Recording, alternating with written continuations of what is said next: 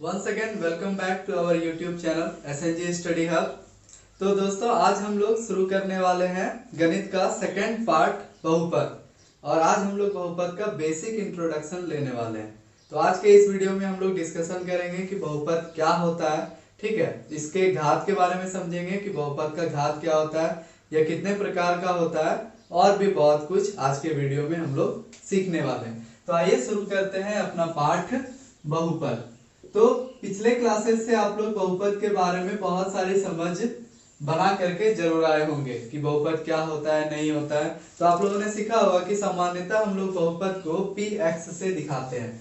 किससे दिखाते हैं? px से। बहुपद का मतलब आप लोग सभी जानते हैं, ये जो है दो शब्दों से मिलकर बना है, एक बहु और दूसरा पद। बहु का मतलब आप समझ ही रहे हैं, अनेक, और पद यानी कि अनेक पदों का समूह। इसी को हम लोग क्या कहेंगे? बहुपद।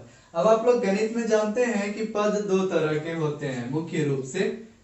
इस पर भी हम लोग चर्चा कर लेते हैं। एक चर पद और दूसरा क्या होता है? अचर पद, ठीक है। तो चर पद किसको कहते हैं? तो वैसे सारे पद जिसका मान कभी भी निश्चित नहीं होता है, मतलब वो बदलते रहते हैं, तो ऐसे पदों को हम लोग क्या कहते हैं? चर पद कहते हैं। तो इसके लिए हम लोग संकेत उपयोग करते हैं अंग्रेजी के अल्फाबेट्स ABCDEFXYZ इत्यादि, ठीक है। इसके अलावा भी कुछ कुछ संकेत हैं, अल्फा, बीटा, गामा एटसेट्रा। और अचर पद किसको कहते हैं? तो वैसे पद जिसका मान क्या है? निश्चित होता है, उसे हम लोग क्या कहते हैं? अचर पद। जैसे कि संख्याएं 1, 2, 10, 12, 16, -4 इत्यादि, ये सभी क्या है? अचर पद। तो इन चीजों से आप पहले से ही भली भांति क्या है? परिचित हैं। तो ये अनेक सारे पद जब एक जगह आते हैं तो इन्हीं को हम क्या कहते हैं? बहुपद कहते हैं, ठीक है। तो बहुपद को हम लोग साधारणतः px से दिखाते हैं, लेकिन आप इसे gx, qx, rx इत्यादि किसी भी संकेत से निर्देशित कर सकते हैं, कोई दिक्कत नहीं है। तो बहुपद का जो सामान्य रूप होता है वो कुछ इस प्रकार से होता है। बहुपद जो होते हैं, मान लीजिए अगर px कोई बहुपद है तो इसका सामान्य रूप a0x पे पावर n प्लस a1x पे पावर n-1 प्लस a2x पे पावर n-2 प्लस a3x पे पावर n-3 प्लस a4x पे power n-4 plus dot dot dot an, इसी रूप में बहुपद होते हैं। जहां पर ये जो आप देख रहे हो a0, a1, a2, a3, a4, ठीक है, ये जो है a0, a1, a2, a3, ये सभी कोई भी वास्तविक संख्या हो सकते हैं। कोई भी क्या हो सकते हैं? वास्तविक संख्या। और ये जो आप देख रहे हैं पावर n, सब में है ना n, फिर n-1 मतलब इससे एक कम पावर, n-2 मतलब फिर इससे एक कम, ठीक है। तो ये n जो है, ये n कोई भी धनात्मक पूर्णांक हो सकता है। क्या हो सकता है? कोई भी धनात्मक पूर्णांक, ठीक है, कोई भी धनात्मक पूर्णांक। तो अगर n का मान धनात्मक पूर्णांक है, मान लीजिए अगर हम यहाँ पर 4 रखते हैं जो कि एक धनात्मक पूर्णांक है, तो ये ऑटोमेटिक 3 हो जाएगा, ये ऑटोमेटिक 2 हो जाएगा, ये 1 हो जाएगा, और अगला पद जो हमारा है उसका पावर क्या हो जाएगा? x का 0, ठीक है। तो इस तरह से आप समझ सकते हैं कि बहुपद हम किसको कहेंगे? तो ऐसे पदों को, ऐसे पदों के समूह को जिसका की पावर जो है n जो होगा वो क्या होगा? कोई भी धनात्मक पूर्णांक होगा, ठीक है, यानी कि प्लस का नंबर होगा। किसका नंबर होगा? प्लस का, ठीक है। तो इसका मतलब है कि x² प्लस 3x प्लस 4, इसको हम एक बहुपद कहेंगे, क्योंकि यहाँ पर जितने भी चर पद के घात हैं वो प्लस में, x पर पावर 2 है, यहाँ x पे पावर कितना है? 1 है, ठीक है। लेकिन अगर कोई बहुपद में ऐसा दिख जाए 3x² plus 4x-3 plus 5x plus 6, तो इसको हम बहुपद नहीं कह सकते हैं। क्यों नहीं कहेंगे? क्योंकि यहाँ पर x की पावर जो है वो किस में है? माइनस में आ गई है। जबकि हमने क्या सीखा कि n जो होगा, पावर जो होगा, वो कोई भी क्या होगा? धनात्मक पूर्णांक होगा, ठीक है। तो बहुपद का सामान्य रूप क्या होता है? तो ये इस प्रकार से हमें देखने को मिलता है। अब इसी के आधार पे हम लोग बहुपद को अलग अलग रूप में देख सकते हैं। तो बहुपद को सामान्यतः दो अलग अलग आधारों पर बांटा गया। कितने आधारों पर? बहुपदों का वर्गीकरण, ये जो बंटवारा हुआ है बहुपद का, इसे दो अलग अलग आधार पर बांटा गया। ठीक है, पहला है पद के आधार पर। किसके आधार पर? पद के आधार पर। और दूसरा जो वर्गीकरण है इसका वो है घात, घात यानी कि पावर। ठीक है, के आधार पर। तो ये सारे शब्दों से आप पहले से परिचित होंगे, उम्मीद है। ठीक है, तो पद के आधार पर बहुपद के अलग अलग प्रकार होते हैं, और फिर घात यानी पावर के आधार पर भी बहुपद के क्या होते हैं? अलग अलग प्रकार होते हैं। तो एक एक करके हम लोग दोनों पर चर्चा करेंगे। तो सबसे पहले हम लोग देखते हैं पद के आधार पर बहुपद के प्रकार। किसके आधार पर?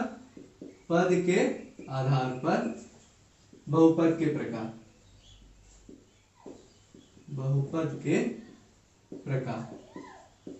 तो पद के आधार पर मतलब कि बहुपद में कितने पद हैं, इसके आधार पर जो है बहुपदों को अलग अलग नाम से जाना जाता है। ठीक है, तो सबसे पहला है एक पदी बहुपद, क्योंकि इससे कम पद तो हो ही नहीं सकते। एक पदी बहुपद। ठीक है, तो नाम से ही स्पष्ट है कि यहाँ पर कितने पद होंगे बहुपद में? एक पद होंगे। ठीक है, कितने पद होंगे? एक पद। तो वैसे बहुपद जिसमें केवल एक पद देखने को मिलते हैं उसे हम एक पदी बहुपद कहते हैं, जैसे कि 4x या फिर 6 या फिर 8x² या फिर 7y³। ये सभी जो भी पद आप देख रहे हो ये सब एक पदी बहुपद कहलाते हैं। ठीक है, ये सब इसके उदाहरण। इसी प्रकार से दूसरा जो इसका वर्गीकरण है वो है द्विपदी। क्या है? द्विपदी बहुपद। तो नाम से यह स्पष्ट है कि यहाँ पर बहुपद में कितने पद होंगे? द्वि। द्वि मतलब दो पद होंगे। कितने पद होंगे? दो पद। तो जिन बहुपदों में आपको दो पद देखने को मिलेंगे, जैसे 4x+2, 6x² + 5, ठीक है, 7x³ + 8, 6x³ + 4x², ये सभी जो है ये द्विपदी बहुपद के उदाहरण है। तो वैसे बहुपद जिसमें आपको दो पद देखने को मिले उसे हम क्या कहेंगे? द्विपदी बहुपद कहेंगे। इसके बाद जो तीसरा रूप है इसका जो हमें देखने को मिलता है वो है त्रिपदी बहुपद। तो जिस बहुपद में जितने पद आएंगे उतने वैसे ही उसका नाम परिवर्तित हो जाएगा। जैसे त्रिपदी बहुपद, तो यहां भी नाम से स्पष्ट है कि ऐसे बहुपद में कितने पद होंगे? त्रि यानी कि तीन पद। तो वैसे बहुपद जहां पर तीन पद आपको देखने को मिले, जैसे 7x² + 6x + 4, ठीक है, 4x + 5y + 7। तो इस प्रकार से ये सभी जो बहुपद आप देख रहे हो ये क्या है? तीन पद वाले बहुपद है। इसी तरह से चतुर्पदी बहुपद, पंचपदी बहुपद, तो पद के आधार पर कई सारे बहुपद हो जाएंगे। तो इस प्रकार से पहला जो वर्गीकरण का आधार है पद के आधार पे, वो आपको समझ में आ रहा होगा। तो यहाँ पर अगर आप एक चीज गौर करो तो 6x² + 4x + 7 अगर हम लिखते हैं तो इस बहुपद में कितने पद है? तो इस बहुपद में उतने ही पद हैं जितने की यहाँ पर आपको प्लस माइनस देखने को मिलेंगे, उससे एक अधिक, उससे एक अधिक। जैसे अगर आप प्लस माइनस को देखना चाहो तो एक प्लस आपको यहाँ दिख रहा है और एक प्लस आपको यहाँ दिख रहा है, मतलब दो बार प्लस चिन्ह का उपयोग हुआ, तो उससे एक अधिक यानी 3। तो इस प्रकार से यहाँ पर आपको तीन पद देखने को मिलेंगे। इसी तरह से एक और उदाहरण लेके समझने का कोशिश करते हैं। तो यहाँ पर आपको प्लस माइनस का चिन्ह कितनी बार देखने को मिल रहा है? यहाँ पर आपको प्लस माइनस का चिन्ह कितनी बार देखने को मिल रहा है? तो एक यहाँ पर है, दूसरा यहाँ पर है और तीसरा यहाँ पर है। तो तीन बार प्लस या माइनस के चिन्हों का उपयोग हुआ है, तो उससे एक अधिक अगर हम जोड़ लें तो 3 × 4, तो यहाँ पर 4 पद होंगे, 1 2 3 और 4। तो इस प्रकार से ये पदों के आधार पर बहुपद का वर्गीकरण होगा। अब हम लोग समझते हैं कि घात के आधार पर बहुपदों को किस प्रकार से बांटा गया है। किसके आधार पर? घात के आधार पर। घात के आधार पर बहुपद के प्रकार। बहुपद के प्रकार। तो घात के आधार पर जो सबसे पहला, तो समझने से पहले हम लोग ये समझते हैं कि घात होता क्या है। बहुपद का घात, ठीक है, किसको समझेंगे? बहुपद का घात होता क्या है? ठीक है। तो अभी हम लोगों ने बहुत सारे बहुपद लिख रखे हैं। तो जैसे मान लीजिए कि एक बहुपद है 6x² + 4x + 3, ठीक है।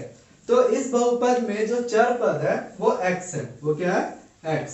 तो आपको किसी भी बहुपद में चर पद का जो अधिकतम मान दिखाई दे, जैसे यहाँ पर आप देखो x दो जगह है, लेकिन अगर इसके पावर्स पर आप ध्यान दो तो इस पर पावर 2 है यानी घात 2 है, और इस पर घात कितना है? 1 है, ठीक है। तो यहाँ पर अधिक पावर कहां पर है? अधिक घात इसके पास है, ठीक है। तो ये जो पावर है घात 2, यही इस बहुपद का क्या कहलाएगा? घात कहलाएगा, ठीक है। यानी कि किसी भी बहुपद में चर पद का जो अधिकतम घात होता है वही उस बहुपद का क्या कहलाता है? घात कहलाता है। और इसी बहुपद के घात के आधार पर हम लोग बहुपद का वर्गीकरण करते हैं, ठीक है। एक और एग्जांपल लेते हैं, जैसे 4x³ + 6x² + 7x, ठीक है। तो यहां पर आप अगर देखें तो सबसे अधिक घात कितनी है? 3। तो इसलिए यहां पर इस बहुपद का घात जो है वो 3 हो जाएगा। तो आइए अब समझते हैं कि घात के आधार पर हम लोग कैसे बहुपद का वर्गीकरण करते हैं। तो सबसे पहला जो है वो है रैखिक बहुपद। वो क्या है? रैखिक बहुपद। तो रैखिक बहुपद किसको कहते हैं? आइए समझते हैं। जैसे मैंने एक बहुपद लिखा 4x + 3, तो अगर मैं आपसे ये पूछूं कि आप मुझे ये बताओ कि इस बहुपद का घात कितना होगा, तो आप x पर पावर देखोगे जो कि कुछ नहीं है, तो क्या है? 1 है, ठीक है। तो यहां पर x का पावर कितना है? 1 है, यानी इसका घात 1 है। तो ऐसे बहुपद जिसका घात कितना होगा? 1 होगा, अधिक से अधिक, उसे हम लोग रैखिक बहुपद कहेंगे। उसे हम लोग क्या कहेंगे? रैखिक बहुपद। इसी तरह से 7y, ये भी रैखिक बहुपद का उदाहरण हो जाएगा, ठीक है। 6x - 4, ये भी रैखिक बहुपद का उदाहरण हो जाएगा। यानी वैसे सभी बहुपद जिसमें कि बहुपद का घात अधिकतम कितना हो? 1 हो, उसे हम लोग क्या कहेंगे? रैखिक बहुपद। इसी तरह से दूसरा आ जाता है हमारा द्विघात बहुपद। क्या होता है? द्विघात बहुपद। तो द्विघात बहुपद में अधिकतम घात जो है वो नाम से ही स्पष्ट है कि कितना होगा? 2 होगा। अधिकतम पावर जो होगी बहुपद की वो 2 होगी। जैसे 3x² - 4, या फिर 6x² + 7x - 6। तो ये सभी जो बहुपद आप देख रहे हो यहाँ पे अधिकतम जो पावर है वो कितनी है? 2 है, ठीक है। उससे कम पावर वाले भी पद हैं, लेकिन अधिकतम पावर कितनी है? 2 है। इसलिए इन्हें हम क्या कहेंगे? द्विघात बहुपद कहेंगे, ठीक है। इसके बाद आता है आपका त्रिघात बहुपद। त्रिघात बहुपद मतलब जिसका पावर क्या होगा? 3 होगा। त्रिघात बहुपद, इसका जो पावर होता है वो कितना होता है? 3, ठीक। जैसे 4x³ + 6x² + 7 है। तो उम्मीद करता हूं कि आपको ये सारा चीज जो है वो समझ में आ रहा होगा। तो वैसे बहुपद जिसका पावर अधिक से अधिक 1 हो उसे हम लोग रैखिक बहुपद कहेंगे। जिसका पावर अधिक से अधिक 2 होगा उसको हम लोग क्या कहेंगे? द्विघात बहुपद कहेंगे। और जिस बहुपद का अधिकतम घात 3 होगा उसे त्रिघात बहुपद कहेंगे। इसी तरह अगर 4 होगा तो चतुर्घात बहुपद हो जाएगा, 5 होगा तो पंचघात बहुपद हो जाएगा। तो यहाँ पर जो हमें विशेष रूप से चर्चा करनी है वो द्विघात बहुपद की चर्चा करनी है। रैखिक बहुपद के बारे में आप लोग पहले से ही सीख चुके हैं। 9th क्लास में आप सीख चुके हैं कि रैखिक बहुपद क्या होता है, कैसे इसके मान को निकालते हैं, कैसे इसका सुंदर निकालते हैं, ठीक है। तो हम लोग थोड़ा बहुत डिस्कशन कर लेते हैं पहले पीछे, और फिर हम लोग आगे बढ़ेंगे। तो बहुपद को 2 आधारों पर वर्गीकृत किया जाता है, पद के आधार पर और घात के आधार पे। अब जैसे मैंने कहा था कि किसी भी बहुपद को हम लोग साधारणतः px से दिखाते हैं, तो ये x जो है यहाँ पर वो चर को दर्शाता है। किसको दर्शाता है? चर को दर्शाता है, ठीक है। अगर आपका बहुपद कुछ इस प्रकार से 6y² + 4y + 4, ठीक है, तो इस परिस्थिति में हम इस बहुपद को px नहीं लिखेंगे, बल्कि इसे हम क्या लिखेंगे? py लिखेंगे। py = 6y² + 4y + 4, क्योंकि इस बहुपद में जो हमारा चर है वो क्या है? y, ठीक है। तो उस परिस्थिति में ये px हमारा चेंज होकर के क्या बन जाएगा? py बन जाएगा। लेकिन साधारणतः हम लोग ज्यादातर जो भी बहुपद आप देखोगे उसमें आपको x ही चर के रूप में देखने को मिलता है। इसलिए ये बात आपको ध्यान में रखनी है कि ये x जरूरी नहीं हमेशा आएगा, ये कंफ्यूज नहीं होना है आपको, ठीक है। तो अगर px बराबर मान लीजिए 2x प्लस 4 दिया हुआ, तो ऐसे परिस्थिति में हम लोग पहले के क्लासेस में सीख चुके हैं कि अगर हमें p2 का मान पूछा जाए तो क्या करते हैं। तो यहाँ पर x की जगह कितना आया, 2 आया, इसलिए इस बहुपद में जहां भी x होगा उसके स्थान पर हम क्या करेंगे, 2 को प्रतिस्थापित कर देंगे और तब जो भी मान आएगा वो इस बहुपद का p2 के लिए मान कहलाएगा। तो जैसे यहाँ पे px बराबर अगर 2x प्लस 4 है तो p2 बराबर कितना आ जाएगा, 8 आ जाएगा। तो इस प्रकार से ये दिए गए संख्या के लिए इस बहुपद का मान कहलाता है। ठीक है, तो अब इसी तरह से एक मान ऐसा भी हो सकता है जिसको रखने पर ये मान क्या हो जाए, शून्य हो जाए। ठीक है, तो वो वैसा मान, ठीक है, मान लीजिए कि pk तो 2k प्लस 4। अब इसको सरल करने पे अगर ऐसा हो कि सरल करते करते क्या आ जाए, 0, तो ये k का जो मान आएगा जिसके वजह से ये 0 हो गया, उसे ही हम इस बहुपद का क्या कहेंगे, शून्यक कहेंगे। ये हम लोग पहले से भी सीख चुके हैं। किसी भी बहुपद के चर पद का वैसा मान जिसको रखने पर वो पूरा बहुपद क्या हो जाए, शून्य में बदल जाए, उसे हम क्या कहते हैं, बहुपद का शून्यक कहते हैं। जैसे तो अगर हमें इस px को क्या बनाना है, 0, तो x का मान कितना होना चाहिए, आइए देखते हैं। तो ये प्लस में इधर आके माइनस हो जाएगा, बराबर 2x, तो x बराबर क्या हो जाएगा, -4/2 यानी कि -2।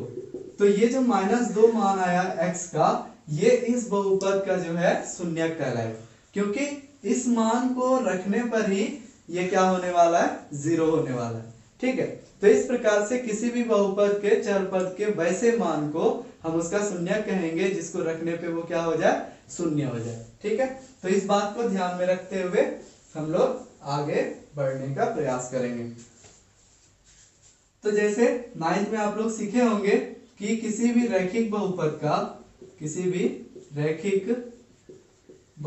का जो शून्यक होता है,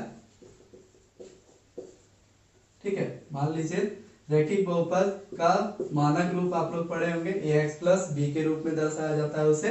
तो अगर इसका शून्यक हमें निकालना हो तो इसका मान शून्य के बराबर होना चाहिए, अगर इसका शून्यक हमें ज्ञात करना है।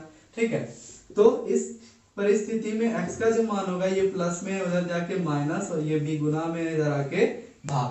तो x का जो मान होना चाहिए वो क्या होता है, -b/a के बराबर होता है। अब ये a और b क्या है, तो आप यहां से पहचान सकते हैं, जो x का गुणांक है उसे हम a कहते हैं और जो अचर पद होता है उसे हम क्या कहते हैं, b कहते हैं। ठीक है, just for example 4x plus 3 एक रैखिक बहुपद है, अगर इसका हमें शून्यक निकालना है तो वो किसके बराबर होगा, -b/a के बराबर होगा। तो यहाँ पर b का मान कितना है, 3।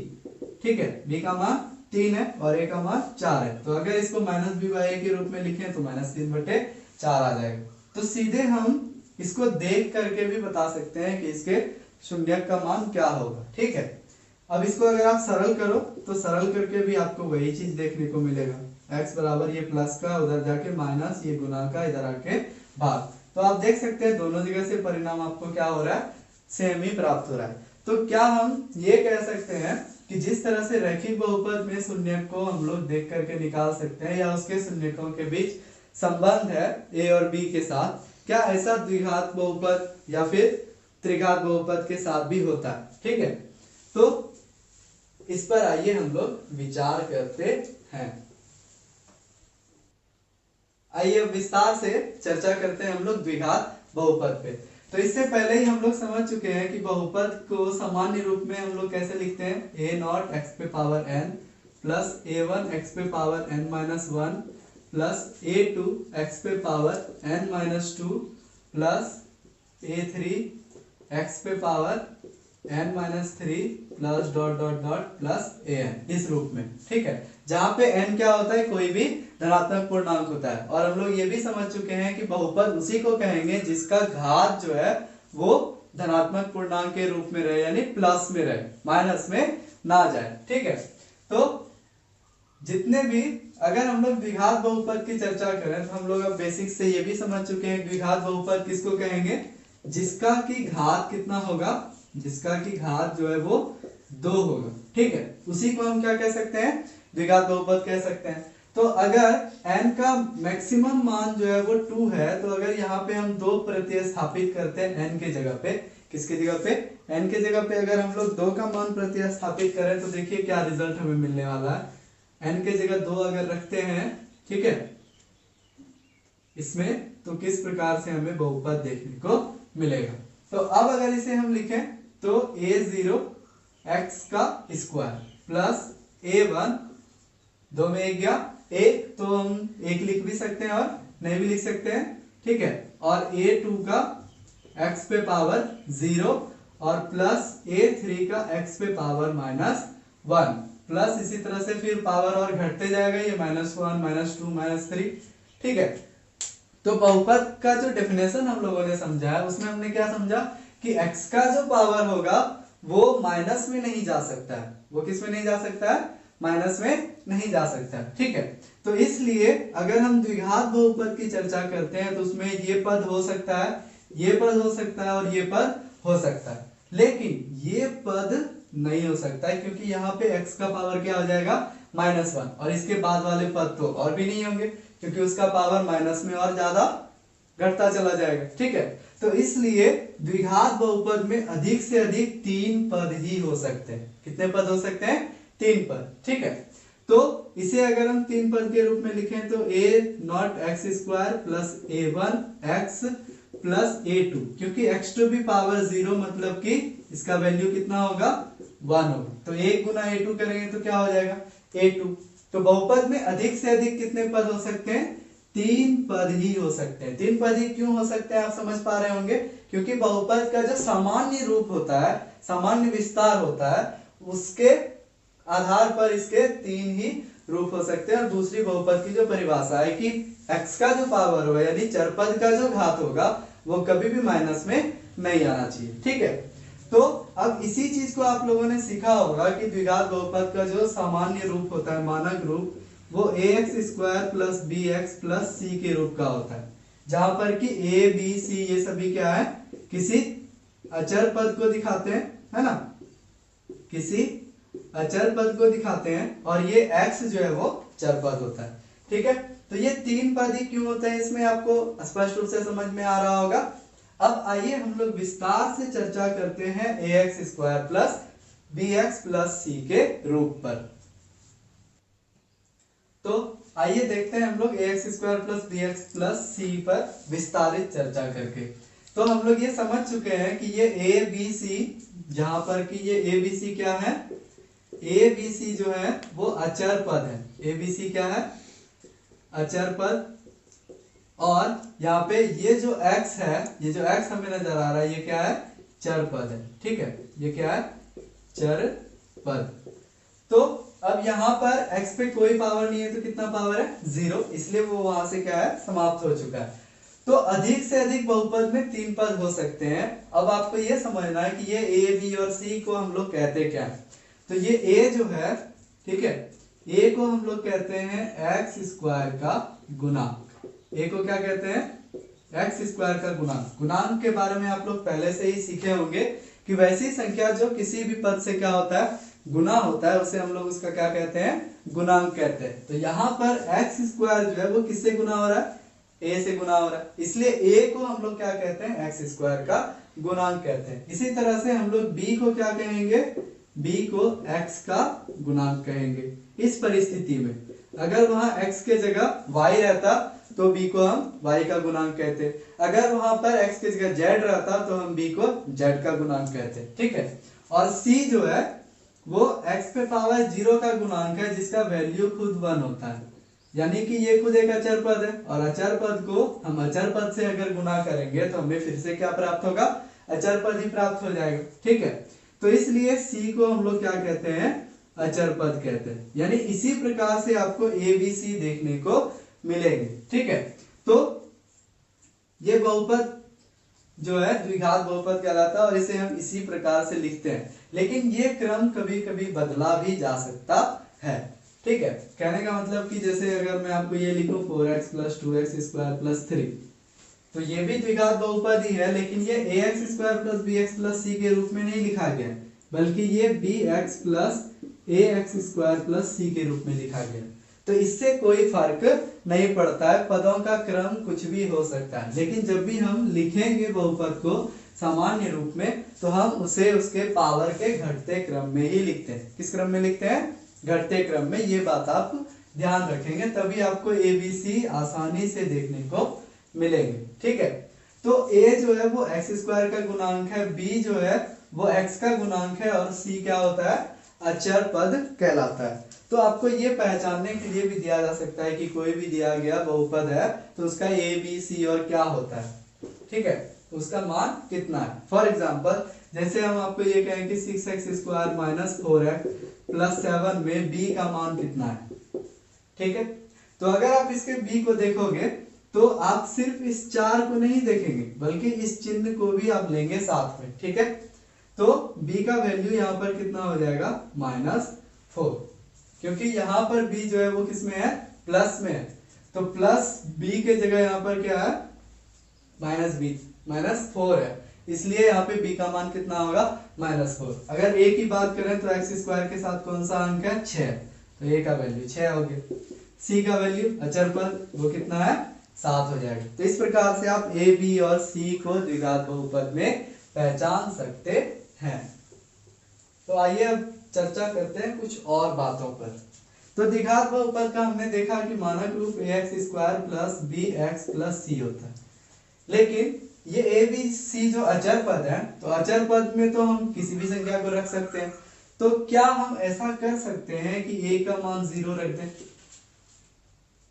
अगर हम यहाँ पर a का मान 0 रख दें तो क्या होगा? 0 गुना x square plus bx plus c।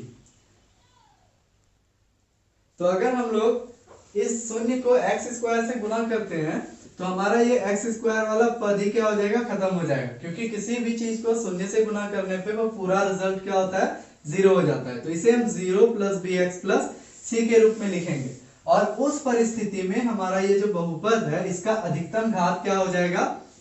1 हो जाएगा, क्योंकि x पे पावर 2 तो अब कहीं है ही नहीं, ठीक है। तो ऐसी परिस्थिति में क्या होगा? ये द्विघात बहुपद कहलाएगा ही नहीं, इसे अब हम द्विघात बहुपद नहीं कह सकते। क्यों नहीं कह सकते? क्योंकि यहाँ पे अब जो चर पद का अधिकतम घात है वो 2 नहीं रहा बल्कि कितना हो गया? 1 हो गया। इसलिए ये बात समझना आपको बहुत ही जरूरी है कि अगर आप किसी द्विघात बहुपद को ax square plus bx plus c के रूप में लिखते हो तो वहां पर ये अत्यंत ही आवश्यक है कि a का मान कभी भी 0 नहीं हो सकता, यानी a is not equal to 0। ये कंपलसरी है, ये आवश्यक है, क्योंकि अगर a का मान 0 हो जाए तो ये द्विघात बहुपद रहेगा ही नहीं, बल्कि वो तुरंत ही किस में बदल जाएगा? रैखिक बहुपद में बदल जाएगा। तो ये कंपलसरी है कि a कोई भी अचर पद हो सकता है, लेकिन किसको छोड़ करके? 0 को छोड़ करके, ठीक है। लेकिन b और c से हमें कोई फर्क नहीं पड़ता, ठीक है। b का गुणांक कुछ भी हो सकता है, ठीक है, और c का भी गुणांक कुछ भी हो सकता है, ये कोई भी अचर पद हो सकते हैं। तो अगर ऐसा है कि b और c कोई भी अचर पद हो सकते हैं तो उस परिस्थिति में ये ax square plus bx plus c के 2 और रूप होंगे। इसी के 2 और रूप हमें देखने को मिलेंगे। एक आपको देखने को मिलेगा ax स्क्वायर प्लस bx, ये कब मिलेगा आपको देखने के लिए? जब c का वैल्यू कितना होगा? 0 होगा, ठीक है। और एक रूप आपको देखने को मिलेगा ax स्क्वायर प्लस c, ये रूप आपको कब देखने को मिलेगा? जब b का वैल्यू क्या होगा? 0 होगा, लेकिन a का वैल्यू कभी भी 0 नहीं हो सकता, ठीक है। तो अगर इस रूप में कोई समीकरण है या कोई बहुपद है तो आपको तुरंत ही समझ जाना है कि यहाँ पे c का वैल्यू कितना है? 0। और अगर इस रूप में कोई भी बहुपद है तो वहां पे b का वैल्यू कितना होगा? 0 होगा। अब इसको कुछ एग्जांपल्स के हेल्प से हम लोग समझने का कोशिश करते हैं। लाइक x स्क्वायर माइनस 3, तो यहाँ पे x पे पावर 2 वाला पद है लेकिन x पे पावर 1 वाला पद नहीं है, सीधा अचर पद आ रहा है, ठीक है। तो ये जो है हमारा इस रूप का बहुपद है, क्योंकि यहाँ पर हमें bx वाला टर्म देखने को नहीं मिल रहा है। तो वो इसलिए नहीं मिल रहा है क्योंकि b का पावर क्या है? वहां पर b का वैल्यू 0 है, ठीक है। तो अगर इस परिस्थिति में आपको a, b और c पूछा जाए तो आप क्या कहेंगे कि a का वैल्यू कितना होगा? इसके आगे कुछ नहीं है तो 1 है, b का वैल्यू, b वाला पद ही नहीं है तो b का वैल्यू कितना होगा 0 हो जाएगा, और c का वैल्यू कितना हो जाएगा चिन्ह के साथ -3। ठीक है, तो इस तरह से ये बहुपद द्विघात बहुपद का ये मानक रूप हो गया, इसको आप ध्यान में रखेंगे। ये द्विघात बहुपद का क्या है, मानक रूप। लेकिन यही रूप दो अलग रूप से भी आपके सामने आ सकता है विशेष परिस्थिति में। वो विशेष परिस्थिति क्या है कि इसका ये रूप तब बनेगा जब c का वैल्यू क्या होगा 0 के बराबर होगा, और इसी मानक रूप का ये वाला रूप आपको तब देखने को मिलेगा जब b का वैल्यू क्या होगा 0 होगा। तो उम्मीद करता हूं कि आपको ये द्विघात बहुपद के तीनों रूप अच्छे से समझ में आ रहे होंगे। आइए देखते हैं अब कुछ और चीजों के बारे में। तो अगर ऐसा हो जाए कि b और c दोनों ही 0 हो, b और c दोनों का ही वैल्यू क्या हो 0 हो, तो ये रूप आपको किस प्रकार से देखने को मिलेगा। अगर b भी 0 हो जाए और c भी क्या हो जाए 0 हो जाए, तब आपको यही वाला द्विघात बहुपद का मानक रूप जो है वो किस रूप में देखने को मिलेगा, ax स्क्वायर प्लस 0 प्लस 0। तो 0 0 जोड़ेंगे तो कुछ भी नहीं, सिर्फ क्या बचेगा ax स्क्वायर। ठीक है, तो अगर कहीं पे 7x स्क्वायर या 6x स्क्वायर या फिर 4x स्क्वायर या -3x स्क्वायर ऐसे पद आपको देखने को मिल रहा है, तो ये भी द्विघात बहुपद ही है।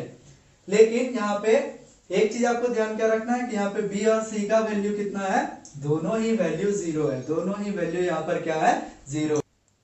तो इस परिस्थिति में b और c दोनों के ही मान जो है वो क्या है 0 है। ऐसी परिस्थितियों में अगर आपको बहुपद देखने को मिले द्विघात बहुपद, तो आपको तुरंत ही समझ जाना है कि यहाँ पे b और c का वैल्यू दोनों ही क्या है 0। ठीक है, तो इस तरह से तीन रूप उधर हमने देखे द्विघात बहुपद के। सबसे पहला ax square plus bx plus c, जो कि सबसे ज्यादा प्रचलित रूप भी है। इसके अलावा ax square plus bx, ax square plus c और ax स्क्वायर, इन चार रूपों में हमें बहुपद देखने को मिल सकता है। कौन सा, द्विघात बहुपद। ठीक है, इन चारों रूपों में आपको ये ध्यान रखना है कि a कभी भी 0 के बराबर नहीं होगा। a 0 को छोड़ के कोई भी अचर पद का मान ले सकता है, सिर्फ किसको छोड़ के, 0 को छोड़ के। यानी ये a का मान प्लस में भी हो सकता है, माइनस में भी हो सकता है, कोई दिक्कत नहीं है, बट्टे में भी हो सकता है, रूट के अंदर भी हो सकता है, लेकिन 0 कभी भी नहीं होगा। b और c के वैल्यू सब चीज हो सकते हैं, 0 भी हो सकते हैं, और जितनी भी संख्या आप जान रहे हो उसमें से कुछ भी इसका मान हो सकता है। ठीक है, तो जब c 0 होगा तो वो इस रूप में बहुपद बदल जाएगा, जब b 0 होगा तो ऐसा हो जाएगा, और जब b और c दोनों 0 हो जाए तब ये सिर्फ ax स्क्वायर के रूप में हमें देखने को मिलेगा। अब आइए हम लोग चर्चा करते हैं द्विघात बहुपद के शून्यक पर। किस पर, द्विघात बहुपद के शून्यक पर। तो आइए देखते हैं द्विघात बहुपद के शून्यक। ठीक है, द्विघात बहुपद के शून्यक। वैसे आप लोगों ने क्लास 9th में भी द्विघात बहुपद के शून्यकों को निकालने का तरीका सीखा होगा। ठीक है, आपने वहां पे सीखा होगा कि किस प्रकार से गुणनखंड विधि के माध्यम से आप क्या कर सकते हैं, द्विघात बहुपद का शून्यक निकाल सकते हैं। जैसे कि उदाहरण के लिए अब एक द्विघात बहुपद में लिख रहा हूँ x square plus 7x plus 10। तो अगर हमें इसका शून्यक निकालना होता है तो हम क्या करते हैं, सबसे पहले इसे शून्य से तुलना करते हैं, क्योंकि इसका मान सरल करने पे क्या होना चाहिए, 0 होना चाहिए। इसके बाद अगर हम इसे तोड़ें बीच वाले पद को, तो इसे तोड़ करके हमें कुछ इस प्रकार से वैल्यू प्राप्त होने वाला है। ठीक है, अब इसके बाद क्या करते हैं, यहाँ पे दो पेयर लगाते हैं हम लोग, और इन दो पेयर से कुछ जो कॉमन आ रहा होता है वो हम कॉमन ले लेते हैं। और आप सभी इस चीज से परिचित होंगे कि जो यहाँ पर कॉमन आता है हमारा, वही चीज सेम टू सेम हमारा यहाँ पर भी कॉमन आता है। ठीक है, फिर ये दोनों चीज सेम है, इसलिए x प्लस 2 फिर से कॉमन हो जाएगा, और यहाँ पे x प्लस 5 बचेगा। अब यहाँ पर कई सारे बच्चों को काफी डाउट्स होता है कि इसके आगे जो हम करते हैं वो कैसे होता है। तो यहाँ पे आपको ये समझना बहुत ही जरूरी है बच्चों कि यहाँ पर जो ये परिस्थिति है कि x plus 2 into x plus 5 is equal to 0, इसके बीच में कुछ नहीं है तो क्या है, गुना का चिन्ह है। ठीक है, तो ये पद और ये पद गुना होकर के क्या हो रहा है, 0 के बराबर आ रहा है। और अगर किसी भी दो पद को गुना करके आप 0 करो तो इसके लिए क्या जरूरी है, आपको ये समझना बहुत ही इंपॉर्टेंट है। ठीक है, जैसे कि अगर मैं आपको ये कहूं कि मैं 6 को किससे गुना कर दूं जो कि इसका मान 0 हो जाए, तो आप क्या कहेंगे? बिल्कुल आप सिर्फ क्या कहेंगे कि सर 0 से गुना कर दो तो ये क्या हो जाएगा? 0 हो जाएगा। अगर मैं आपको ये कहूं कि मैं किससे 8 को गुना करूं जो ये 0 होगा, तो भी आपका जवाब क्या होगा? कि सर 0। यानी अगर किसी भी दो पदों का गुणनफल 0 हो रहा है तो इसके लिए जरूरी है कि वहां पर कोई एक पद क्या हो? शून्य हो, या ये भी हो सकता है कि दोनों ही पद शून्य हो, तो भी इसका परिणाम क्या होगा? शून्य होगा। तो इसका मतलब क्या है कि 3 परिस्थितियां हो सकती है कि या तो इन दो पदों में से दूसरा पद शून्य के बराबर हो, या तो पहला पद शून्य के बराबर हो, या दोनों ही पद हो सकता है कि शून्य के बराबर हो। तो यहाँ पर जो परिस्थिति है, इस परिस्थिति में हम ये नहीं जान रहे हैं कि इसका पहला पद शून्य के बराबर है या फिर दूसरा पद शून्य के बराबर है, लेकिन हम इतना जरूर जान रहे हैं कि इस दोनों में से कोई तो शून्य के बराबर है, तभी इसका परिणाम किसके बराबर होगा? शून्य के बराबर होगा। इसलिए हम लोग क्या करते हैं, ये मान लेते हैं कि जब x + 2 शून्य के बराबर होगा तो x का मान क्या होना चाहिए? -2। और जब x + 5 का वैल्यू शून्य के बराबर होगा तो x का मान क्या होना चाहिए? -5 होना चाहिए। इसलिए ये कंडीशन हम लोग एज्यूम यानी मान करके चलते हैं, क्योंकि हमें ये मालूम नहीं होता है कि दोनों में से कौन शून्य के बराबर है, लेकिन इतना तो पक्का है कि दोनों में से कोई 0 जरूर है।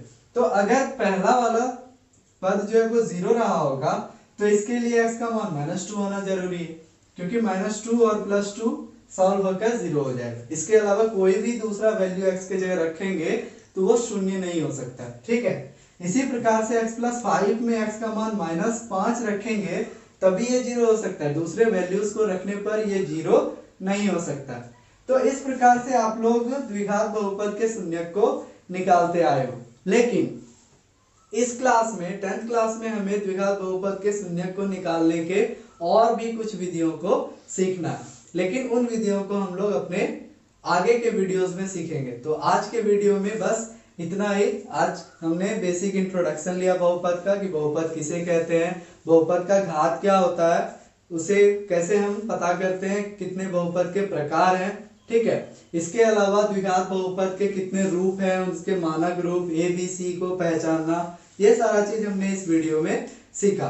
आगे के वीडियोस में जो नेक्स्ट वीडियो बहुपद का मैं लेकर के आऊंगा उसमें मैं आपको बहुपद के शून्यकों का ज्यामितीय अर्थ बताने वाला हूं। तो अगर आपको आज का ये वीडियो अच्छा लगा हो तो वीडियो को अधिक से अधिक शेयर करें, लाइक करें और हमारे चैनल को सब्सक्राइब जरूर करें। तो आगे के वीडियोस का वेट करें। Thank you for watching the video.